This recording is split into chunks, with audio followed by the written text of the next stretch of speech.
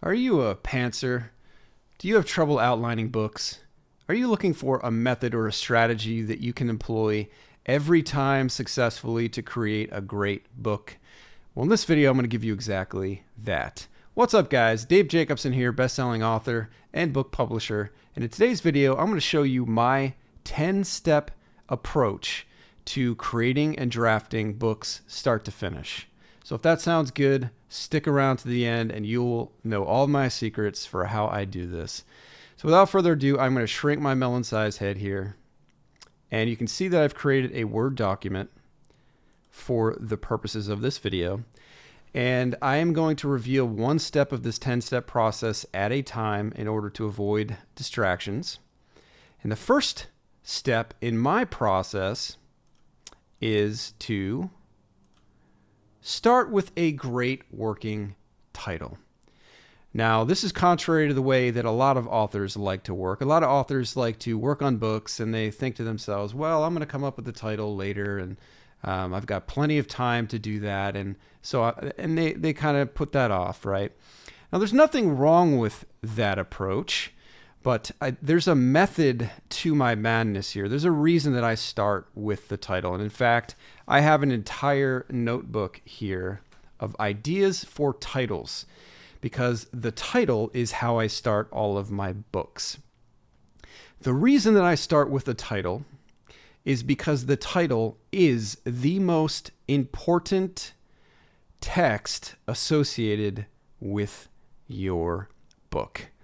And yes, I mean, when I say the most important text, I mean the most important text. So, what do I mean by that, and why is it the most important text?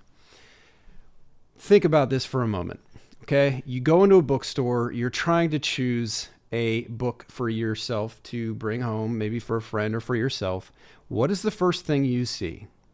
The first thing you see and notice and look at is the cover of the book.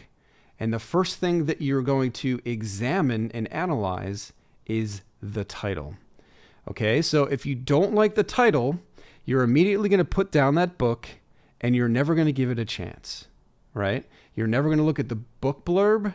You're never going to open up and read the first amazing opening line. You're never going to read the first page or the first chapter. You are going to dismiss that book immediately based on its title. Okay, so that's why the most important text associated with your book is the title. It separates whether anyone even gets to the rest of the text, right? Obviously, the inside, the content, the inside part of your book is crucial, and we'll get to that. But first, if you want someone to even look at the inside of your book, you have to have a great title. Now, this applies whether or not you're in a bookstore or online, right? So if you're on Amazon browsing books digitally, the same logic applies. You're going to look at the title first, and you might look at the reviews and the author, and then ultimately the description. But the title is going to be the thing that makes or breaks whether you decide to go down that rabbit hole, right? So that's why the title is the most important text associated with your book, and that's why I always start with a great title. So, assuming I have a great title, the next thing that I work on in my process is I develop a great premise or concept or book description or blurb associated that goes well with that title, right? So again, this seems counterintuitive, and I don't think there's a lot of authors who are writing book blurbs and book descriptions before they even work on the book. But this is my process, and I have a similar logic for why I use this approach, right? So think about marketing your book, whether you're marketing your book in a bookstore or online on Amazon KDP, for example, or if you're marketing it to book agents, or if book agents are in turn marketing your book to publishers. After the title, the second thing that agents or potential customers or publishers are going to look at is the book blurb or the description if it's on Amazon, right? So physical bookstore, we're talking about book blurbs. Digital bookstore, we're talking more about product descriptions or description of the book. This is the second most important text associated with your book because it's the second point of rejection or acceptance from a potential customer. So after someone looks at your title, they're going to consider whether it's worth it for them to look at your description or your book blurb. And if they do, they're going to look at that next before they open your book and discover your amazing opening line, first page, chapter, or whatever, right? So that's why this is the second most important aspect. Now, it's also most important because as I've noted here on the document, it's not only your book blurb that you're really working on here, it's the premise or the concept of your book, right? A book blurb, a book description is going to go into detail about the premise and the concept anyway.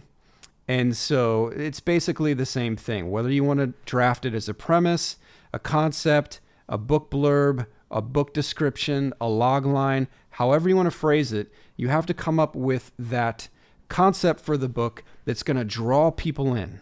Okay? And so if you have a high concept, it's literally called high concept for your book, then you're more likely to draw people in, right? And we'll do a whole separate video on the difference between low concept and high concept and how you actually come up with good concepts. But for now, I'm just giving you my overall process for creating books, right?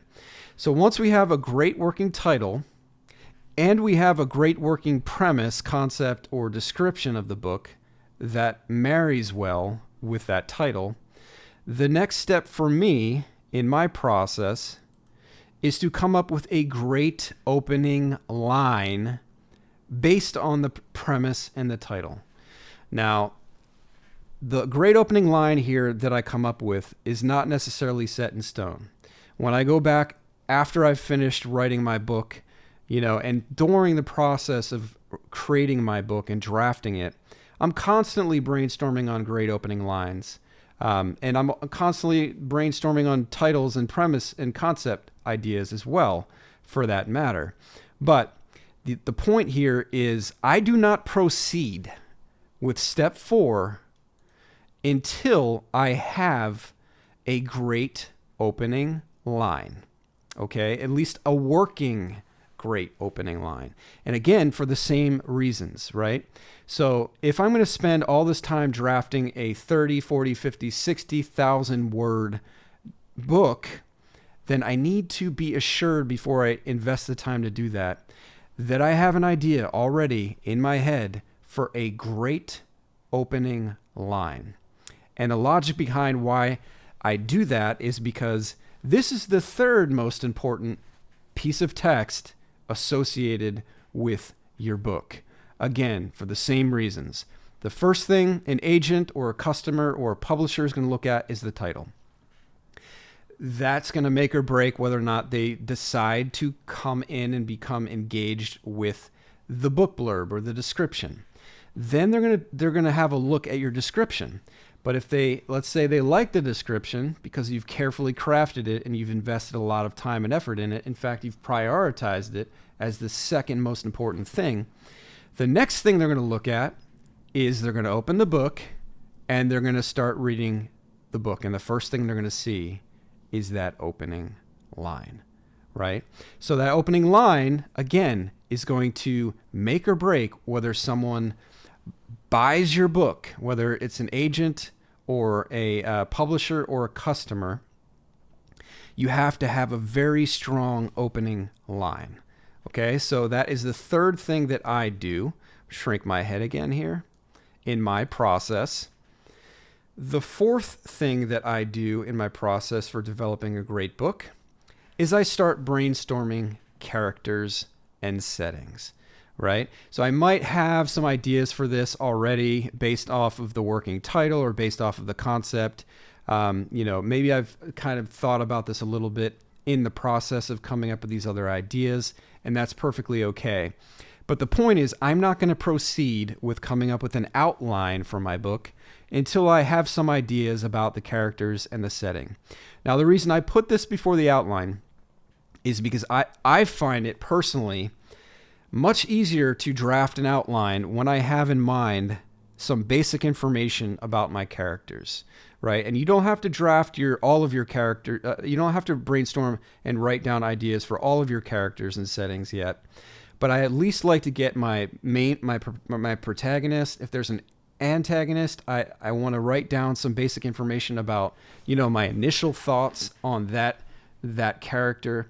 If there's a love interest or, any very important characters to my concept and my story and pushing the story forward based on the premise, I will work on that next and just jot down a paragraph or 2 or 3 about each main character and antagonist and protagonist, and then the setting. Okay. At least I want to know the general setting. After I've done that, the next step for me in my process is I'm going to begin outlining the story or book. Now, there are a million different ways you can outline a book, right? And I'm going to eventually get to discussing the different methods that you can use. There's the Save the Cat, the hero journey, 3-act paradigm, things of that nature. Those are mechanisms, those are tools you can use to help you outline the book or the story. I like to begin with Eric Edson's process. Now, Eric Edson, he focuses on screenplays, but a lot of the storytelling elements are the same across screenplays and novels, obviously, right? And I've found that his process is tremendous at getting the main plot points in the right order. So I use his process as my starting point, but you can use any process you want to outline your book. That's just one that I use. But once you have an outline for your book, you want to make sure you have the main, the inciting incident, the ending of the book, the midpoint, all the main plot points. Once you've got those figured out, and by the way, I'm going to do probably a series of videos on how to outline a book properly. And, in some cases for fiction, right, you have those things I was just talking about, the midpoint and the inciting incident. Obviously, if it's nonfiction, then you're just outlining the book based off of how the topics are going to flow through your book, right? So then I outline my book, right? And then after that, I move on to step 6. So step 6 is to develop and refine the protagonist's character arc. And any main characters, you want to really look at your outline and think about how your character development is going to fit into that, right? So if you know the ending of the book and you know the beginning and you know the midpoint, then it's much easier to think of, hey, what's a complementary character arc that works with this story line, right? So that's why I do the character arc development and refining only after I do the outlining.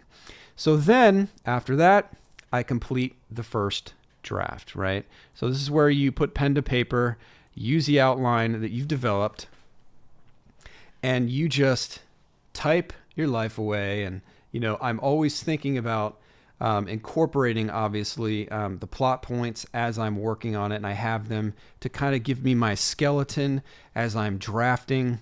And then you get through your first draft, and of course, this is very high level, right, guys? We're going to do a deep dive into all these steps at some point. And then once you've done your first draft, then you start your editing process. But there is a method to doing this, okay? So you don't want to start with your line edits.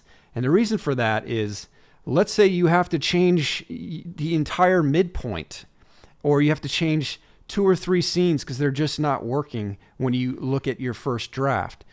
Well, if you've gone through the trouble of spending hours and hours doing line edits on scenes that are only going to be cut, or huge story elements that are only going to be cut and revised, then you're wasting your time when you're doing your line editing.